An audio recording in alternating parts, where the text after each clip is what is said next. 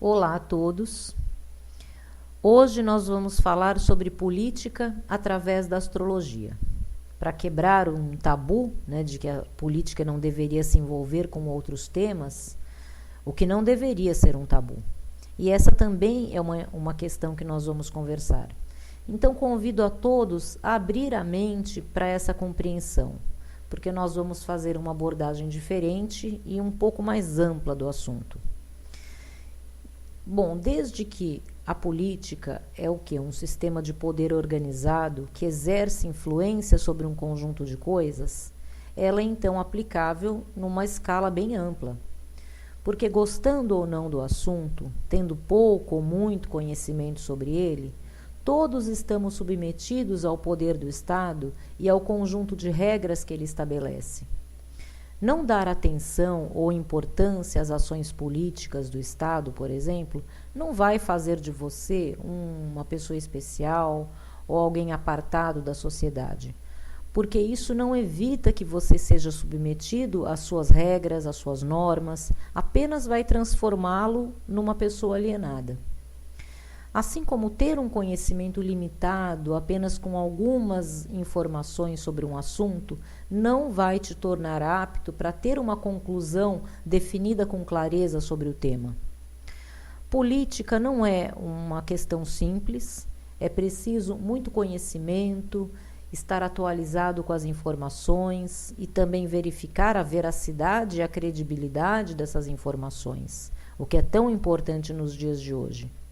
E de um estudo histórico e filosófico também. Mas o mais importante é ser capaz de compreender esse sentido mais amplo, toda a dimensão que ela traz. E esse que é o objetivo do vídeo de hoje. Eu não vou falar aqui sobre as regras da Constituição, das bases da República, nem de partidos de direita ou de esquerda, nada disso. Vamos ampliar o debate, vamos olhar isso do mais alto, de lá de cima, das estrelas, como é costume da astrologia. Vejam bem, na física, nós descobrimos que existe uma correlação total entre o micro e o macrocosmo.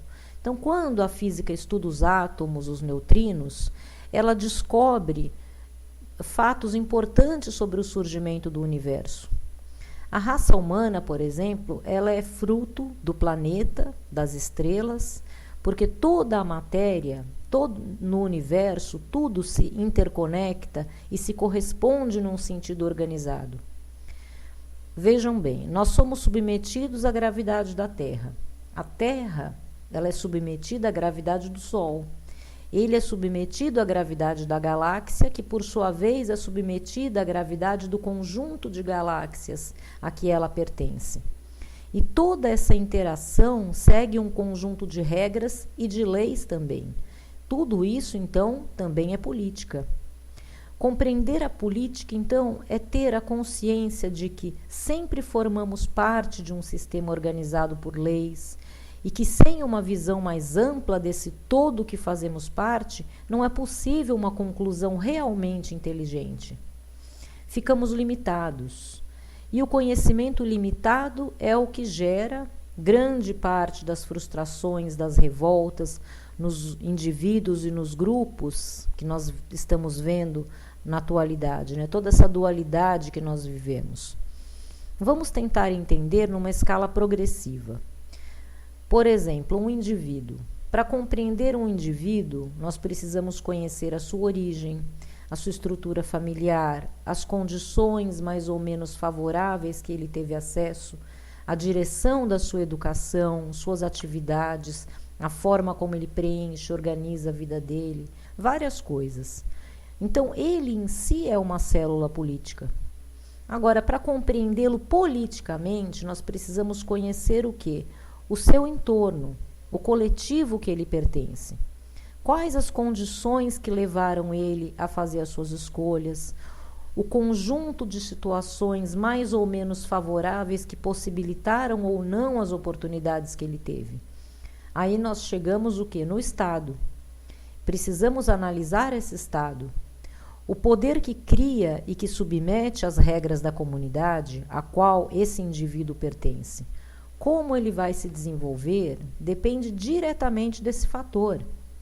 E para analisar o Estado, é também preciso compreender a base que ele está formado, as regras e leis nas quais ele também é submetido, e qual é a concepção histórica dessas leis. E, especialmente, né, quais as condições econômicas que alimentam esse Estado, do que ele vive. Então, o maior erro no conceito de Estado, e eu digo isso no âmbito global, né, não só do que nós vivemos aqui, é colocar-se como dono da casa, né? Como se tudo pertencesse a ele e o povo é como um hóspede que mora de favor e também tem que pagar, né? É como a fábula da Cinderela, né? Que trabalha de empregada na própria casa e sem direito a nada. Esse é o problema da sociedade, né? Ela se alimenta muito de fantasias, né? Esses contos de fada que se traduzem em vários outros símbolos, impregnam, né, as expectativas e como as pessoas se direcionam também. Porque os problemas com o poder nunca são enfrentados, né, mas são resolvidos pela chegada de um poder maior ainda, que nesse caso, no caso da fábula, é o príncipe. Então, o que ela deveria fazer? Né? Eu acho que isso vai ser uma revolução no futuro, né, para as crianças do futuro deveriam ser orientadas assim, né? A Cinderela, ela deveria ter o que mais atitude, apresentar os seus argumentos, reivindicar os seus direitos para tentar reorganizar as tarefas da casa com mais justiça. Porque o poder é a madrasta do mundo. Ele nos ensina desde cedo a aceitar com passividade, a nos distrair com coisas fúteis e a jamais discutir, nem mesmo pensar, né, na injustiça das ações que ele perpetra. Então, a madrasta, ela entope a Cinderela de trabalho para que ela não pense em mais nada, assim faz o Estado conosco. Se ela insistir em pensar, vai fazer o quê? Vai reprimi-la com violência. Ou pode usar a tática do príncipe salvador, né, que funciona também muito bem, criando personagens carismáticos, né, que podem vir na forma de políticos ou através da religião também, né? As pessoas que esperam a volta de Jesus para salvá-las, né? Então, elas nunca prestaram atenção, eu acho, na forma como Jesus foi tratado quando ele esteve na Terra, né? Qual foi o desfecho da história dele? Então, o amor e a esperança, que é o que ele veio deixar aqui para todos, e eu acredito nisso, é para despertar as pessoas para compaixão pelos menos favorecidos, como ele, né? Por aqueles que são injustiçados pelo sistema político e social, assim como ele foi. Não para que ele volte para ser novamente crucificado, porque seria o óbvio, né? As pessoas com esse tipo de presença, de personalidade, que pregam o bem, que conseguem aglomerar grande número de pessoas, já está ligado o cronômetro, né, para que ela seja eliminada. Mas o mundo mudou, ainda bem, né, e cada vez mais as pessoas estão passando a questionar, né, as ações dessas madrastas, né, do mundo. Embora ainda haja aquela parcela que prefere acreditar nos contos de fadas, né? Um pouco grande até essa parcela, esperando o príncipe salvador ou fingindo que não existe nada além de si mesmas. Então, para os que desejam analisar a política, é preciso conhecer a construção histórica do Estado, não só de uma maneira individual, mas global, né? Que é a geopolítica. Por exemplo, para entender a desconstrução de muitos países aqui da América do Sul, da América Central, a depredação do continente africano, nós precisamos olhar, antes de olhar para os governos ineficientes, né, com todos os seus erros, precisamos olhar também para a águia predadora estadunidense. Antes de olhar para essa águia predadora, temos que olhar para a monarquia europeia, para o sistema colonizador europeu. Antes de olhar para ele, temos que nos perguntar o que é que o DNA dos faraós egípcios está fazendo na Europa. Como esse império se formou? Então, investigar o conhecimento de como se desenvolveu a civilização ocidental nos últimos, acho que pelo menos uns 5.000 anos, nos leva a descobrir um buraco profundo, bem feio, né? E que o que nós vivemos não é uma teoria da conspiração, né? Que mais um termo que eles demonizam, né? Para tentar se defender. Nós vivemos mais do que isso, nós vivemos no meio de um plano macabro de dominação. Essa é a grande verdade. Mas a história ela vai mais além, porque o sistema de dominação que se apoia nessas bases fundamentalistas, de seitas, de algumas religiões, ele não surge no Egito, ele chega até lá. O mal é algo que sempre existiu na Terra e assola há milhares de anos, né? Então, através dos Vedas, né, que formam a civilização mais antiga do mundo, né, dos livros do Krishna, nós vemos ali que tem vários relatos míticos de demônios, claro, são todos simbólicos, né, do surgimento dos inimigos do conhecimento, que era assim que eles chamavam, né, esses povos malignos que se infiltravam ali, seduzindo as pessoas para praticar, né, para se revoltar contra o conhecimento e criar aquela base, né, de preconceito, aqueles grupos violentos, né? Então, esses inimigos, eles são a raiz inspiradora do nazismo. Isso é um fato histórico, né? Então, eles foram enfrentados na Índia numa grande batalha e foram expulsos para o Ocidente. Aí vem e assim, não vou dizer que começa com o Hitler, porque nós tivemos também impérios sanguinários, né, dominadores, teve o Império Romano antes disso, outros, né? Então, esses inimigos do conhecimento que se infiltram, né?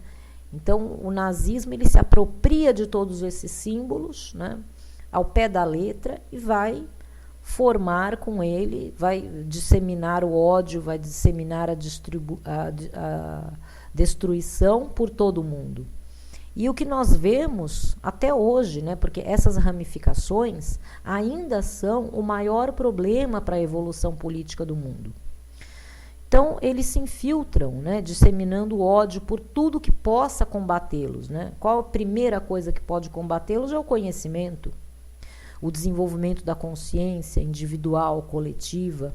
E saibam que a própria astrologia está nessa lista. Então, tudo que pode despertar os seres e a massa é demonizado, banalizado e colocado como inimigo. Eles alimentam o que? Atitudes agressivas contra essas informações. Eles estabelecem para isso uma linha limite, né, a que as pessoas devem se dedicar e defender totalmente. Então, essa linha, que na verdade é uma barreira, né, para ser mais atual, né, com os acontecimentos da Terra, um muro, né, um grande muro, que se representa como uma religião, como um ideário grupal, privilegiado, né? Eles têm sempre alguma coisa que aparte a sociedade. Para a astrologia, a compreensão política começa no estudo da organização do sistema solar, né? Dos elementos que carregam o caráter da energia de cada forma de poder. E quando estudamos esses movimentos, nós observamos como eles se correspondem com os eventos da Terra, de como todas as coisas começam, se desenvolvem e terminam em sincronicidade com esses movimentos. Então, da mesma forma que nós analisamos o indivíduo através da influência do seu entorno, né, do coletivo, analisamos o coletivo a partir da influência do Estado, o Estado a partir da influência de outros Estados, a astrologia analisa todos esses elementos através da influência dos astros e das estrelas. Porque nós fazemos parte de um sistema vivo e maior também do que a Terra, que é também organizado por leis, que é o sistema solar, que se corresponde conosco desde o indivíduo até o quadro mais amplo de toda a sociedade terrestre. Isso é que é cosmopolítica. O estudo desses movimentos é que nos permite, os astrólogos, né, a prever muitos eventos na Terra.